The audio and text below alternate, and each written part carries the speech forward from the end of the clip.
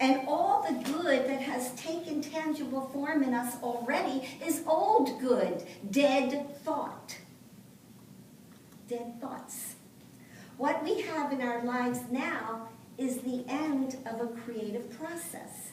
And it absolutely should be celebrated. We've all heard over time that God rested on the seventh day and looked at what he did and said it's good. We need that moment. And at the same time, we begin the creative process with the next thought. We are never done creating.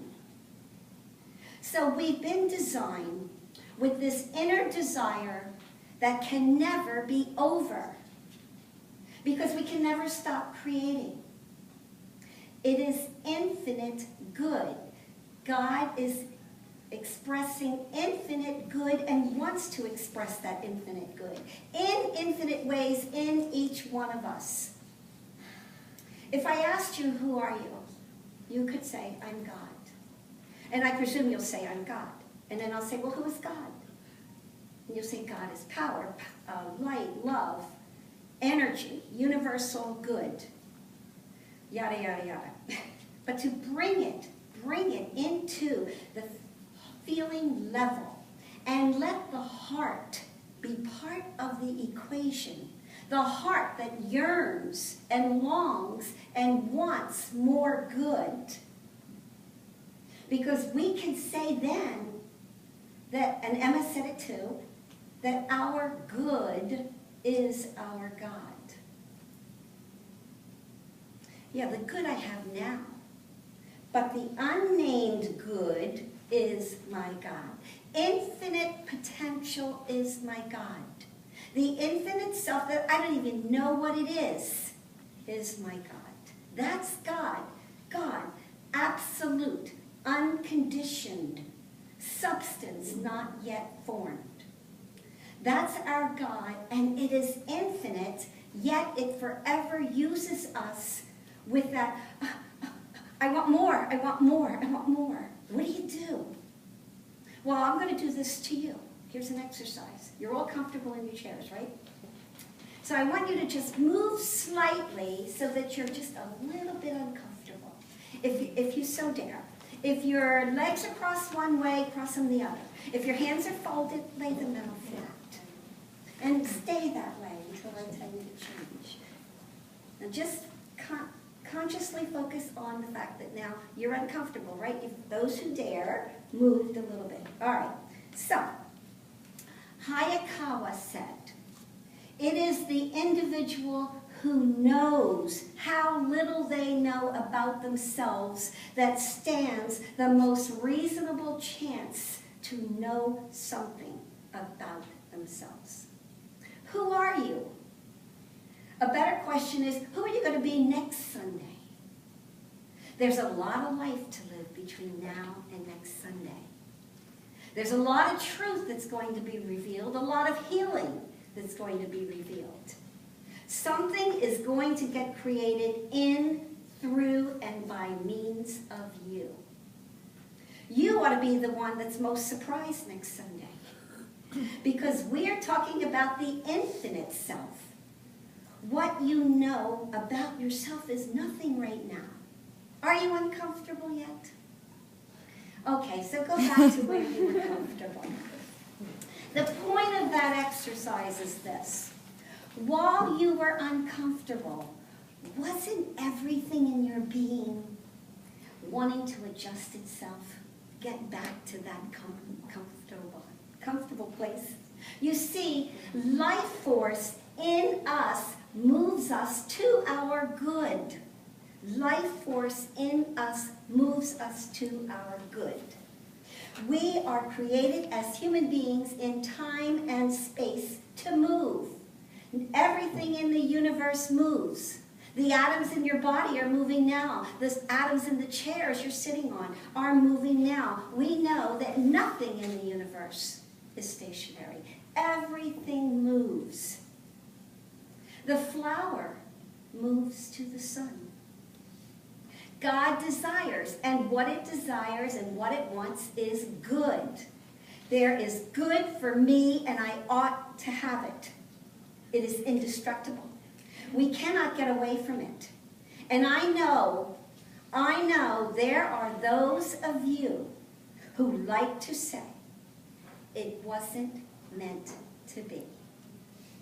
And I'll tell you, if you say it to me, I'm going to say to you, lies. It was meant to be. If you desire it, it was meant to be. If your heart desires it, it was meant to be. God has placed in us the start of the creative process that we're a part of. We must agree with it.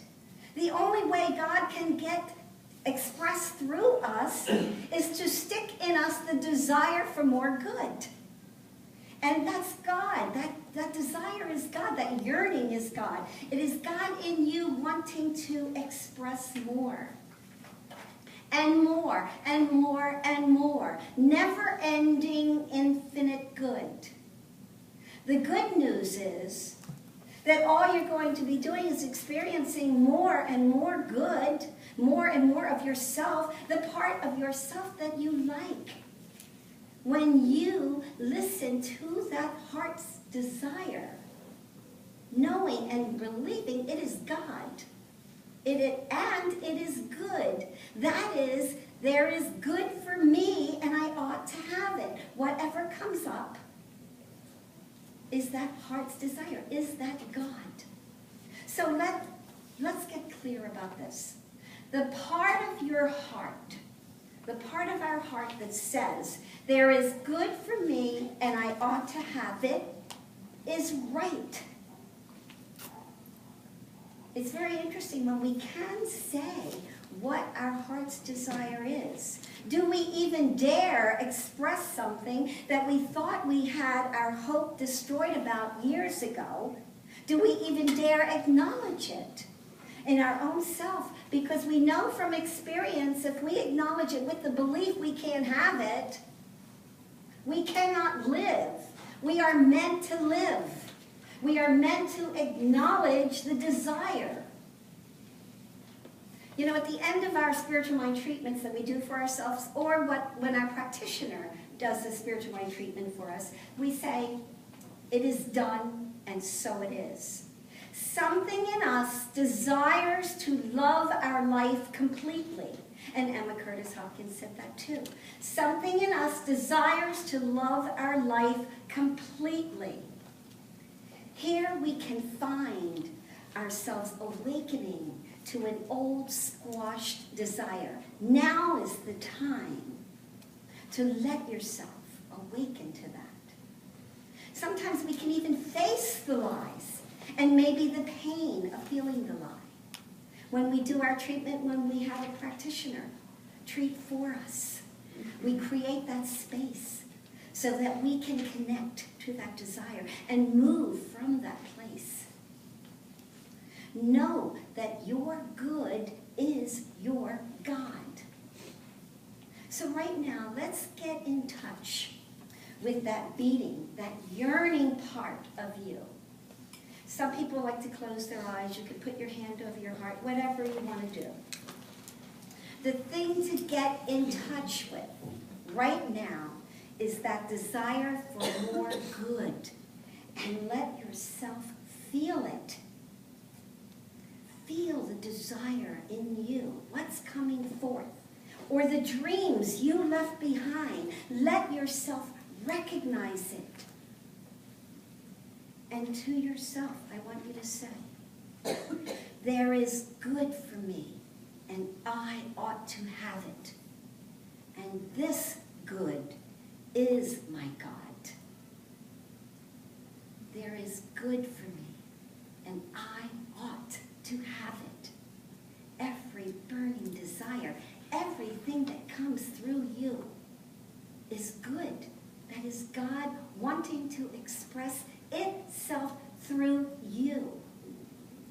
And we gloriously participate in that co-creative process with our next thought. You can be so empowered, centered in love, fully aligned with Spirit. It's there with you all the time. It never ends. There is no end to good. There is no end to God. What I'd like to do now is, in activating the power within, week 8 is about life without limitations. And there's one section in here, it's called Living with Passion. And I'm just going to share this part with you. And if you can keep your eyes closed if you want, or not. Living with passion. Imagine being so inspired that your life reflects the dreams you had in the past. Discovering your passion and making your dreams a reality happens in an empowered life. Everybody has a passion. Everybody has a desire. You owe it to yourself to take the time to find out what is yours. That is what Emma said. You know, there is good for me and I ought to have it. It is the key to achieving anything worthwhile. When you know what your passion is, you have your vision of how it looks. And nothing keeps you from taking action. You walk through your fears, focused only on your heart's desire. Following your passion is a journey motivated by you, inspired by God. You acknowledge each day is a gift, and you open it like a present. You set the intention consciously and clearly how you want it to unfold. You carefully unfold your day aligned with Spirit, following your heart. You embrace whatever it is before you, knowing it is all good. It is what you desire. It is good. That is God in you expressing, wanting to express more. Any challenges are mere pebbles on your path, and there is no such thing as an obstacle you cannot overcome. You see every event as energy and observe how it flows through you, accepting every experience as an opportunity to expand.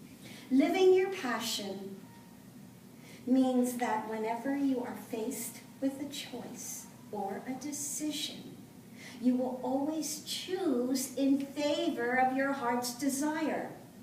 You know when asking yourself if the choice you are about to make brings you closer to your heart's desire, the answer will lie within and reveal itself to you. Staying in alignment with your passion, your desire, your dreams manifest always. You rely on your inner guidance to take care of the how, for you know it is not your concern. Your job ends once you listen, tune in to your heart, and follow the desire. Like-minded people are drawn to you and support you in every way. They want to be around you because you make them feel good about themselves. You are the spark. You are a very powerful creator, and you grasp that truth. You are the one to shape your life and all of your experiences. Your infinite good. You recognize that you are not living your passion when you feel bored. You do some deep searching within yourself and allow Spirit to reveal to you what you need to do in order to realign with that desire. You listen, you acknowledge.